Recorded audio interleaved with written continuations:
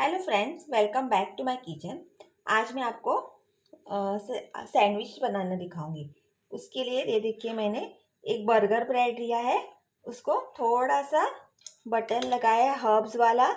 उस पे मैंने ये टिक्की रखी है जो रेडीमेड मिलती है। आप लोग उसे लाकर फ्राई कर सकते हैं। दूसरे इसमें मैंने बटर लगाया है। अब मैं उसके ऊपर क्यूकम्बर्स रख रही हूँ। बाद में मैं उसके ऊपर टमेटोज रख रही हूँ।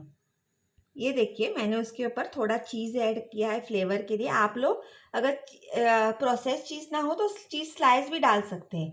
मैंने थोड़ा सा चीज़ ऐड करके डाला है।